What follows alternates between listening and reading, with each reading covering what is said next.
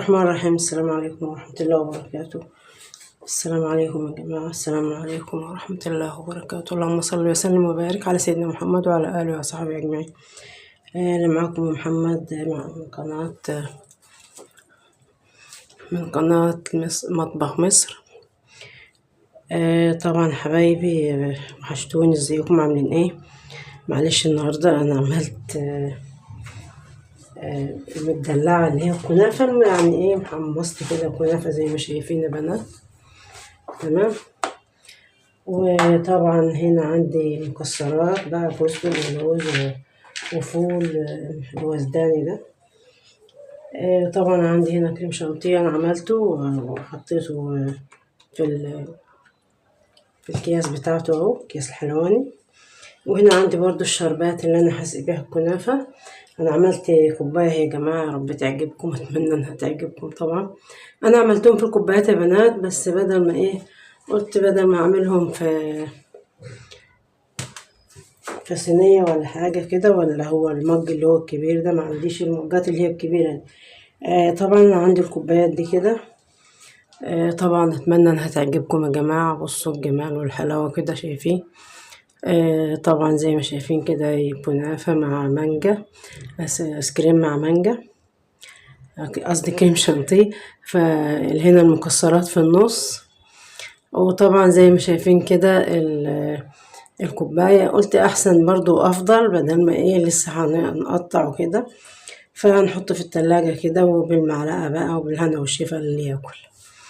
اتمنى انها تعجبكم طبعا. طبعا دي هشيلها بقى في الفريزر، بس يعني هما كده كده هتحطوا في الفريزر كلهم في الفريزر علشان يتجمدوا كده ويبقوا حلوين. هنا عندي انا حاطه هنا الكنافه اهي، فبنحط لها برضو اللي هي في الازازه دي كده. بسم الله. بس كده، لانه كده كده الكريم شانتيه بيطري برضو الكنافة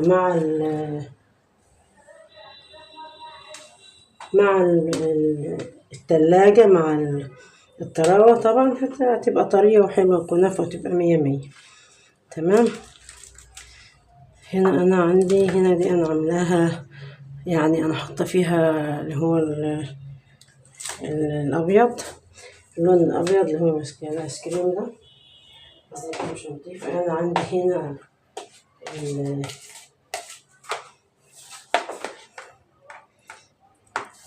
انا بحب المانجا بصراحة، هنا عاملة بالمانجا.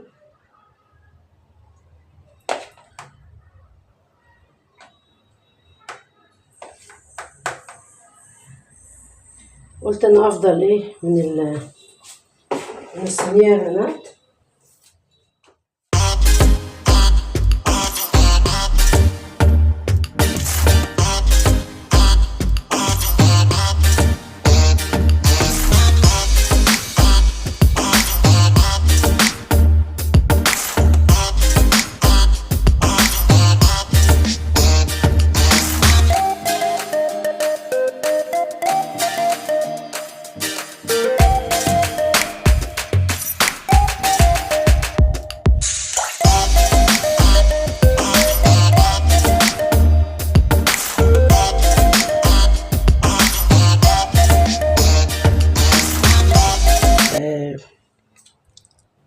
زي ما شايفين كده يا جماعة. طبعا يا جماعة زي ما شايفين كده، انا حطيت كده الشربات مع المانجا اهي. وهنا بنعمل كده يا بنات اهو، بنوزعي كده الكريمة البيضة دي.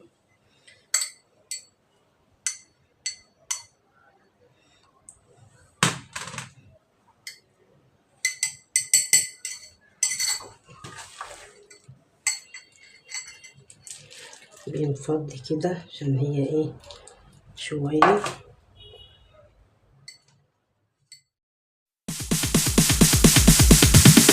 Sorry ass DJ.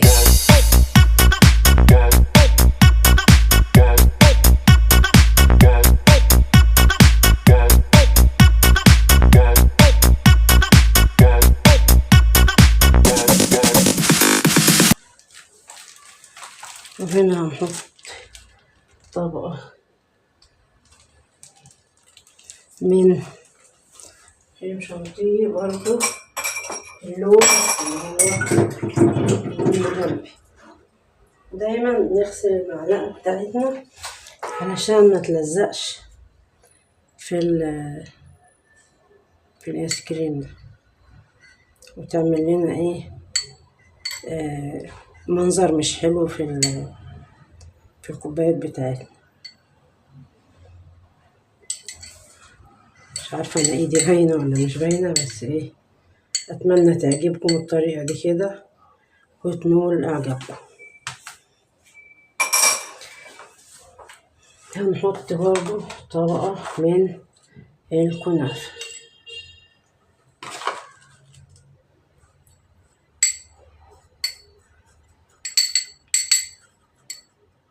انا ممكن يعني كنت احط طبقة واحدة هنا في الكنافة واكمل اللي هو الكريم شانتيه ده، بس قلت كده افضل واحلى كده.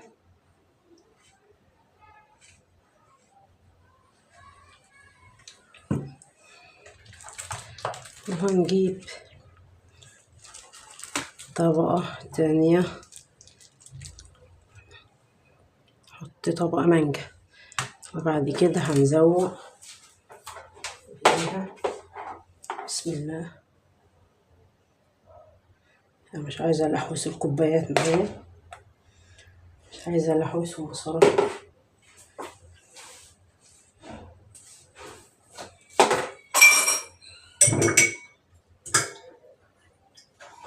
مش عايزة الحوس الكوبايات يا بنات.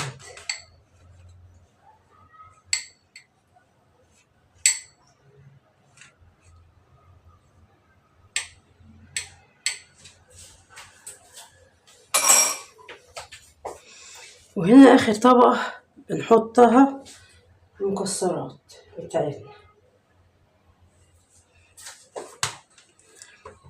وبعد كده بنزوق بيها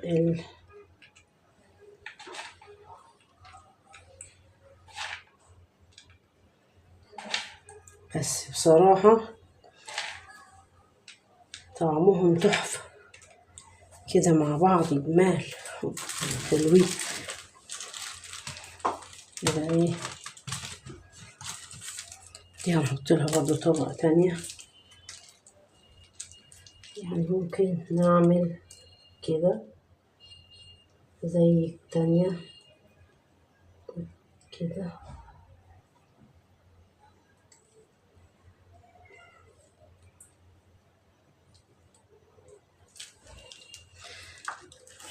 ونحط واحدة هنا في النص كده، بس كده.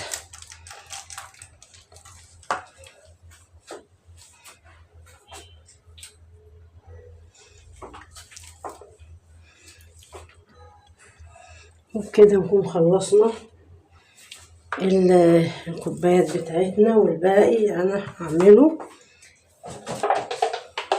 زي ما بنعمله في الصينية، يعني هنعمله في العلبة دي كده، وهنحطه في التلاجة ومع بعض كده. خلص كده واتمنى تعجبكم يا جماعة الطريقة دي كده.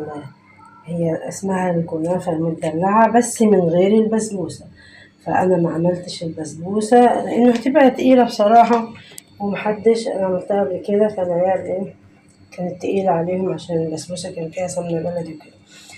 اتمنى تعجبكم. طبعا دي خفيفة وكنافة وايس كريم ومكسرات، فطبعا اتمنى تعجبكم يا جماعة. بصوا بسم الله ما شاء الله، شوفوا يا جماعة. معلش هي كريم شانتيه طبعا ساح عشان الجو حر، بس اتمنى تعجبكم ان شاء الله يا حبايبي. ودي كمان كوباية برضو اللي اتبقى من الكنافة والمكسرات كده. طبعا بصوا شايفين كده. اتمنى تعجبكم يا حبايبي، اتمنى تعجبكم يا رب العالمين. أتمنى تعجبكم الحلاوة والطعمة دي كده.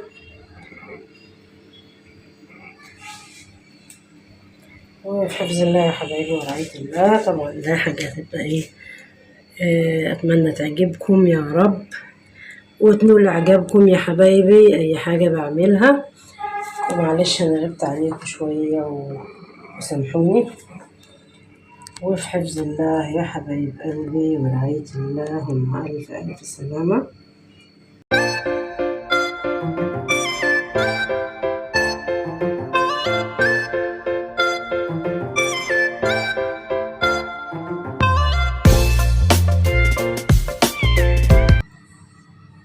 وأتمنى تعجبكم الحاجة بتاعتي يا جماعة، الآيس كريم والكريم شانتيه والمكسرات والكنافة، طبعا محمصاها.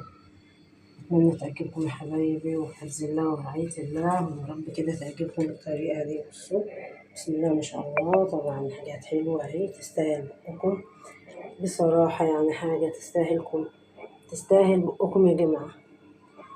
بصوا الجمال كده والحلاوة.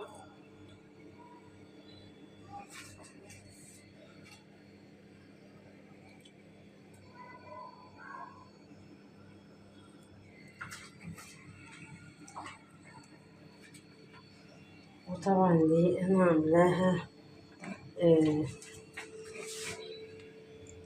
دي بالمانجا، يعني بالمانجا والألوان اللي هي البامبي، يعني حاجة حلوة بصراحة.